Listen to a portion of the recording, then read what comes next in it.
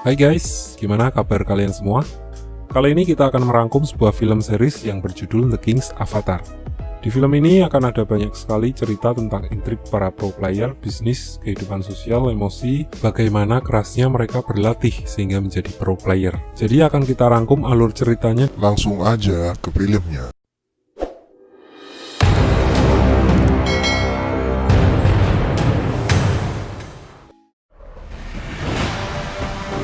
Cerita dimulai dengan turnamen sebuah game yang sedang naik daun selama beberapa tahun terakhir di Cina, yang berjudul Glory. Bukan Vainglory, nggak pakai Vain, MMORPG untuk yang pernah main game Lineage, Black Desert, kayak gitu-gitulah. Dari beberapa tim e-sport yang berpartisipasi adalah Excellent Era yang seragamnya merah kayak Ultraman, Blue Rain yang biru, Tiny Herb yang hijau-hijau kayak rumput tetangga, dan Tyranny. Dua tim yang sedang bertanding adalah Excellent Era melawan Tiny Herbs. Masing-masing tim terdiri dari 6 player, 5 pemain utama dan 1 untuk cadangan. Dan perkenalkan karakter utama kita yaitu Ye-Kyu, sang kapten dari Excellent Era yang mengantar mereka menjadi juara selama 3 tahun berturut-turut. Di setiap pertandingan, dia selalu menggunakan masker agar identitas dirinya tidak diketahui publik dan menyelamatkan dirinya dari sesumbar. Tidak berselang lama, pertandingan pun dimulai.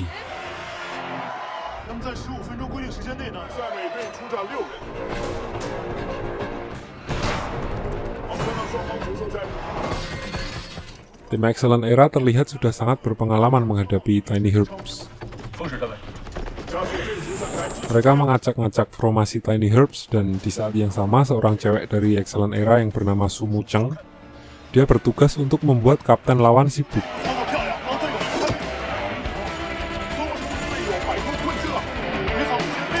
Merasa tertekan, tim Tiny Herbs menggunakan taktiknya. Mereka sengaja melarikan diri dan meninggalkan healer di belakang. Di sini, Ye-Kyu, kapten tim Excellent Era, sudah curiga dengan itu dan memerintahkan semua anggota timnya untuk waspada. Namun salah satu anggota timnya yang gak sabar dan akhirnya masuk ke perangkap. Udah dibilangin lu tau. Tentu saja anggota Excellent Era yang gak sabaran tadi langsung dikeroyok sama Tiny Herbs.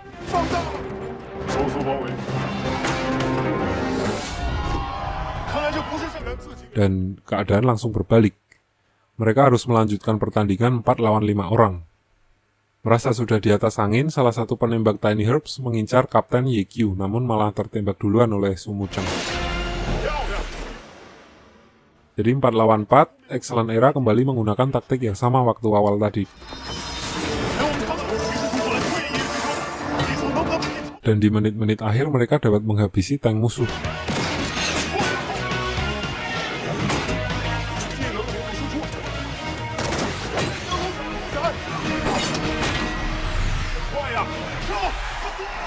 Itu mereka menang dengan skor 4-3.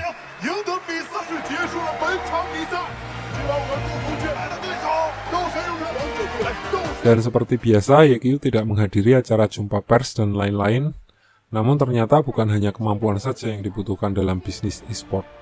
Di sini, komisaris utama tidak menyukai kebiasaan Ye-Kyu karena tidak mau tampil di depan publik, yang menyebabkan mereka tidak mendapatkan keuntungan dalam hal finansial. Untuk yang belum paham, komisaris di sini adalah yang punya modal atau investor. So, dia menyuruh Tao, direktur dari tim tersebut, untuk mengganti Ye-Kyu dengan seseorang yang lebih mencolok. So, Ye-Kyu dikenalkan dengan calon penggantinya yang bernama Sun Xiang. Dia adalah seorang rising star, jadi sangat berbakat namun belum begitu berpengalaman. Masih pemula, jadi masih suka pamer, ya kan? Padi semakin berisi semakin menunduk. Awalnya mereka menyuruh Ye-Kyu untuk mengajarinya dan menggantikannya menjadi kapten tim kelak. Namun karena pandangan pertama udah nggak enak, Ye-Kyu memutuskan untuk putus kontrak dan pensiun saat itu juga. Dia juga memberikan akun game yang telah dia rawat selama 10 tahun. Agak berat juga ngasihnya. Di sini saya sempat sangat emosi melihat itu dan rasa-rasanya jadi pengen ngambil pinjaman di bank. Lalu Ye-Kyu pergi meninggalkan asrama Excellent Era.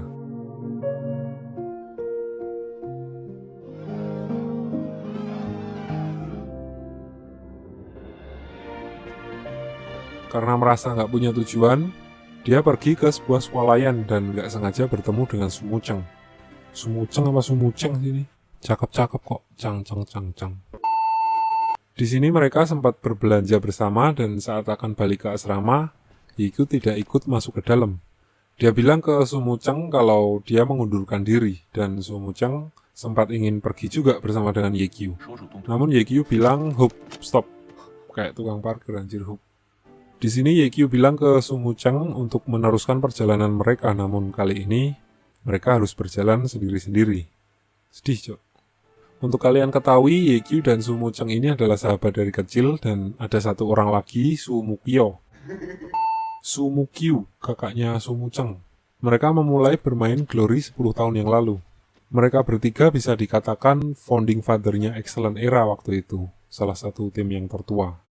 Lalu, secara kebetulan, di warnet mereka bertemu dengan Tao yang sekarang menjadi manajer mereka. Balik ke cerita, karena Yekiu gak punya tujuan, iseng-iseng dia mampir ke sebuah warnet di dekat asramanya tadi. Dia membuat sebuah akun game baru yang diberi nama Lord Grimm.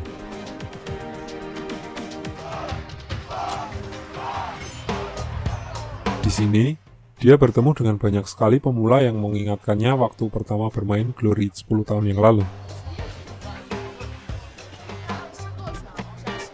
Di dalam game, Yekiu mengambil senjata milik Sumukyu, kakaknya Sumuceng.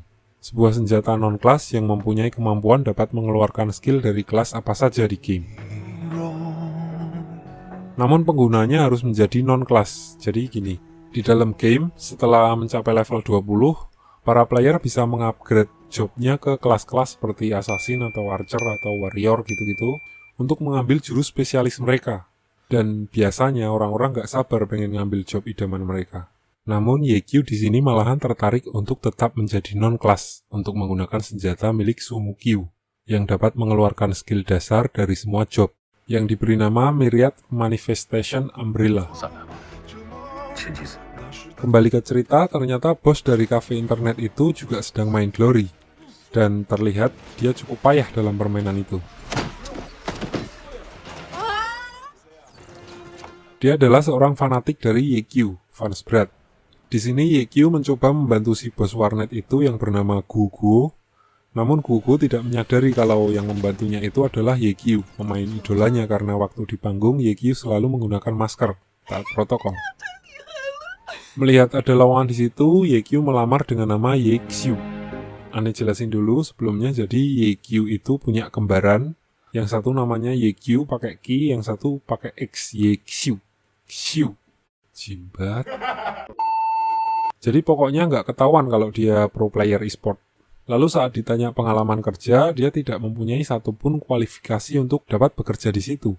Namun karena keahliannya bermain Glory, dia akhirnya diterima di warnet itu. So Yekiu diberikan tempat tinggal yang sangat jauh berbeda dengan tempat tinggalnya dulu di asrama Excellent Era.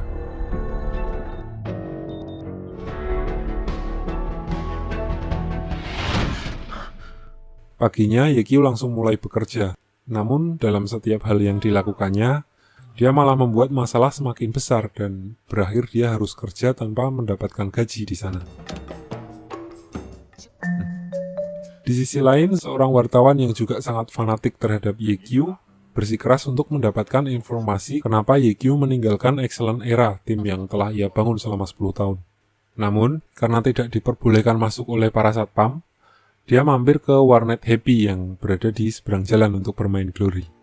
Dan secara kebetulan, dia bertemu dengan Lord Grimm di dalam game dan bersama-sama berniat akan mengalahkan bos. Namun, karena pengalaman Yekiu, di sini dia dapat melihat niat buruk wartawan tersebut yang ingin mendapatkan harta rampasan untuknya sendiri. So, Yekiu memutuskan untuk tidak melakukan apa-apa sampai semua anggota timnya mati.